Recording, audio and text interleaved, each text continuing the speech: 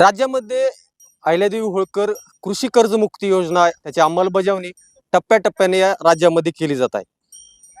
थकबाकीदार शेतकऱ्यांचं कर्ज या योजनेच्या माध्यमातून माफ केलं जात आहे, परंतु चालू बाकी कर्जदाराच्या बाबतीत काय, असा मोठा प्रश्न या महाराष्ट्राला पडलेला आहे.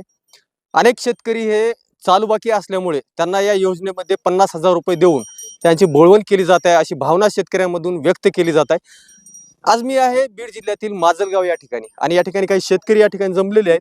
आपण त्यांच्या या कर्जमाफी योजनेबाबतीत काय प्रतिक्रिया असणार आहेत, त्यांना काय वाटतंय या कर्जमाफीबद्दल, त्यांच्या तोंडून आपण जाणून घेणार आहोत. सर्वप्रथम आपलं नाव काय? दयानंद एकनाथ जाधव, राहणार तालखेड, तालुका माजलगाव, जिल्हा बीड.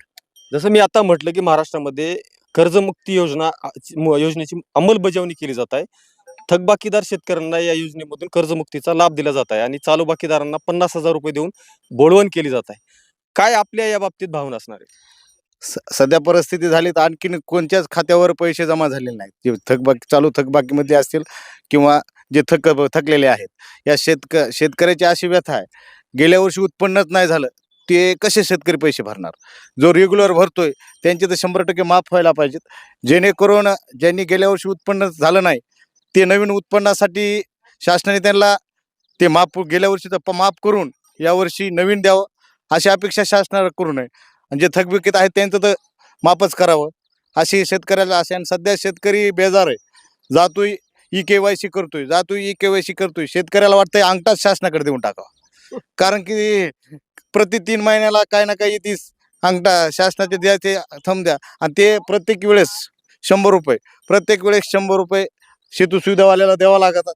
म्हणजे असे किती वेळच लुटणार शासनाच्या. एक तर शेतकरी परेशान, आणि या शेतकऱ्याच्या अशा स्कीमा, काही झालं की तुम्ही KYC करा, अंगठा द्या, KYC करा. यामुळे शेतकरी खूप परेशान आहे आणि शेतकऱ्याला कर्जमाफ झाले पाहिजे. सध्या शेतीमध्ये भावाचं बघितलं तर शासनाने आणखीन सोयाबीन पिकाचे परिस्थिती अशी आहे, आज सोयाबीन पिकाला पावसामुळे जात आहे आणि भाव तर पाहिले तर 3600-3800 आसपास देतात. त्या भावामध्ये शेतकऱ्याला काय भेटणार आहे? निदान सोयाबीनला यावर्षी कमीत कमी 8 ते 9 हजार रुपये भाव असायला, जेणेकरून खताचे भाव बघितलेच तर महागाईच्या संदर्भात खत आज पाहिलं तर 4800च्या आसपास खत आहे. आणि खत बियाणं बी परिस्थिती आहे आणि बियाणं बी खूप महाग आहे. यामुळे शेतकऱ्याला यावर्षी भाव बी अपेक्षित द्यावा, अशी या शासनाकडून आशा आहे. आणि जी मागं केलेली घोषणा आहे त्या पूर्ण घोषणा पोकळत शेतकऱ्याच्या खात्यावर एकही रुपया आलेला नाही. का शेतकऱ्यांचा जवळपास 30 ते 35 वर्षाचा लढाई उत्पादन खर्चावर 50% नफा दिला पाहिजे, परंतु काँग्रेसचं सरकार येते, भाजपचं सरकार येते, परंतु उत्पादन खर्चावर 50% नफा म्हणजे जो हमी भाव द्यायला हवा होता तो दिला जात नाही. कसं पाहता या सर्व राज्यकर्त्यांकडे, यांच्या धोरणांकडे? हे राज्यकर्ते धोरण आणि काँग्रेस आणि भाजप हे सत्तेत जे लोक असतात, ज्याची सत्ता असेल, भाजप कोण आता सध्या भाजपची सत्ता गेली तर त्यांच्यातले काही लोक लगेच काँग्रेसमध्ये जाणार, त्यांची सत्ता आली, ह्यांची आलटी पलटी चालणार आहे.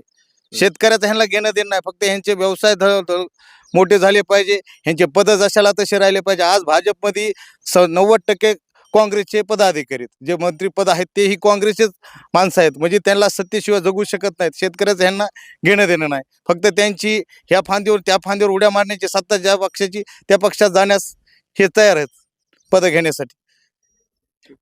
2 दिवसापूर्वी ज्या शेतकऱ्यांनी आत्महत्या करण्याचा प्रयत्न केला होता ते शेतकरी आपल्यासोबत असणार आहेत. नेमकं त्यांचीही आत्महत्या करण्याचं त्यांनी ठरवलं होतं. त्यांचं काय या कर्जमाफीच्या बाबतीत मत आहे, त्यांना नेमकं शासनाकडून काय अपेक्षित आहे, ते देखील आपण त्यांच्या भाषेमधूनच आपण समजून घेणार आहोत. मामा, तुमचं स्वागत आहे. मी धोंडीराम जाधव, तिरुनायक तांडा, राजेगाव.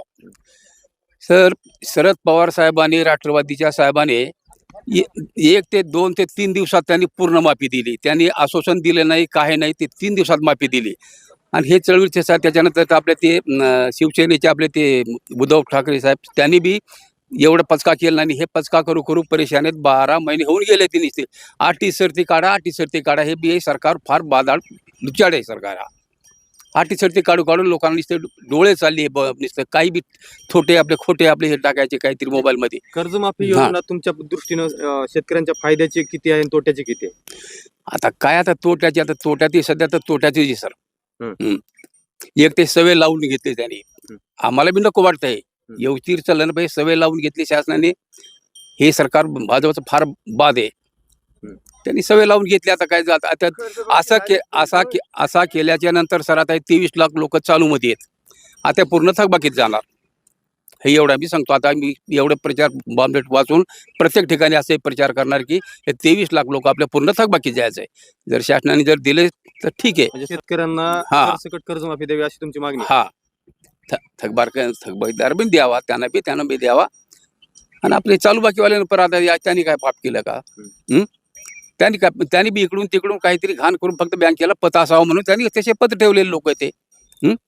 का त्यांच्याकडे बी पैसा एवढं नाही ना, पैसा कोणाकडे, त्या हिशोबातले लोक आहेत ते. पण आता शासनाने अशी सवय लावून घेतली तर ते 23 लाख लोक पुन्हा आता किती जाणार, एवढं होणार सर.